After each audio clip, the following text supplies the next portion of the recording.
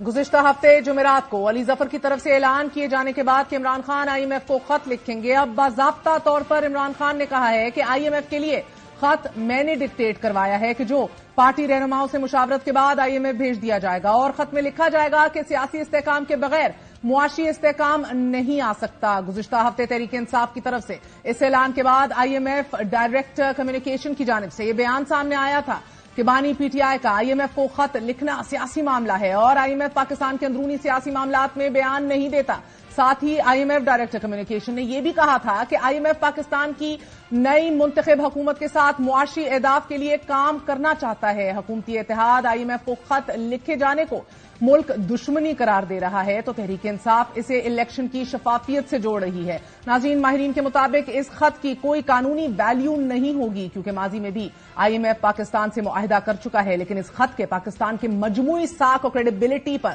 اثرات مرتب ہونے کے خدشات بہرحال اپنی جگہ موجود ہیں۔ پاکستان کے لیے آئی ایم ایف قرض کی اہمیت کا اندازہ اس بات سے بھی لگایا جا سکتا ہے کہ تمام عالمی مالیاتی ادارے پاکستان کے استحکام اور اسٹیبلٹی کو بیرونی قرضوں سے نتھی کر رہے ہیں۔ آج ہی موڈیز انویسٹر سروسز نے پاکستان کے حوالے سے اپنی جائزے میں کہا ہے کہ اگر حکومت لیکوڈیٹی اور بیرونی قرضوں کے حوالے سے صورتحال پر قابو پا لیتی ہے تو اس کی عالمی ریٹنگ اپ گریڈ کر دی جائے گی، یعنی کہ سادہ الفاظ میں بیرونی قرض پاکستان کو اس وقت ملے گا کہ جب پاکستان کی ریٹنگ اچھی ہوگی، اور یہ تب ہوگا کہ جب Pakistan I M F programme میں شامل ہوگا۔ موڈیز نے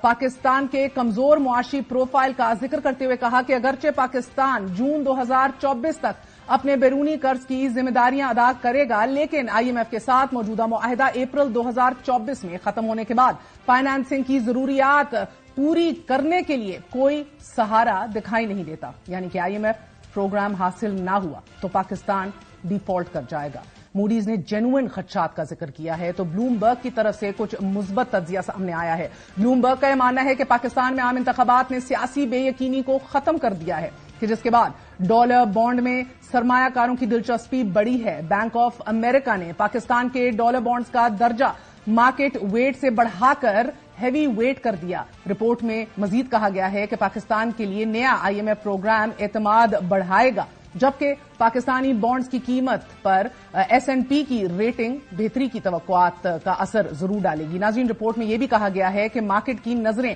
کابینہ کے انتخاب پر رہیں گی اور آئی ایم ایف شرائط پوری کرنے کی کابینہ اراکین کی صلاحیت پر نظریں رہیں گی۔ بینک آف امریکہ پاکستانی کابینہ کی صلاحیت پر نظر رکھے گا تو پاکستان کی کوشش ہے کہ آئی ایم ایف سے 6 کی بجائے 7.5 سے 8 ارب ڈالر تک قرض لیا جائے۔ پاکستان بنگلہ دیش طرز کے معاہدے کے لیے کوشش کر رہا ہے کہ جس میں کلائمیٹ فائنانس کا سہارا لیا جائے گا۔ سادہ الفاظ میں پاکستان آئی ایم ایف سے موسمیاتی تبدیلیوں اور وبائی امراض سے متعلق اصلاحات کو بطور دلیل استعمال کرے گا۔ ناظرین، پاکستانی حکام پر امید ہیں کہ پاکستان اپنی کوشش میں کامیاب ہو جائے گا کیونکہ موجودہ سٹینڈ بائی ارینجمنٹ پروگرام مکمل کرنے کے لیے آئی ایم ایف کے عائد کردہ 26 میں سے 25 شرائط پر عمل درآمد مکمل کی رپورٹ آئی ایم ایف کو بھجوا دی گئی ہے۔ ذرائع کے مطابق ٹیکس استثنا، ٹیکس ایمنیسٹی نہ دینے، انٹر بینک اور اوپن مارکیٹ کے درمیان کرنسی ایکسچینج میں 1.25% کے ریٹ پر عمل درآمد، بجلی نرخوں کی ری بیسنگ اور گیس کی قیمتوں میں اضافے کی شرط پر بروقت عمل درآمد کیا گیا ہے۔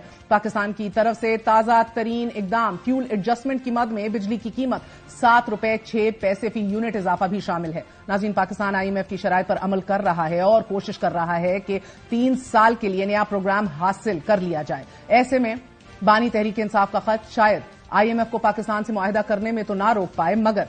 سوچنے پر ضرور مجبور کر دے کہ ایک ایسا ملک جسے دیوالیہ ہونے کا خطرہ آج بھی شد و مت سے موجود ہے، اس ملک میں ایک بڑی جماعت کیسے معیشت پر سیاست کر سکتی ہے۔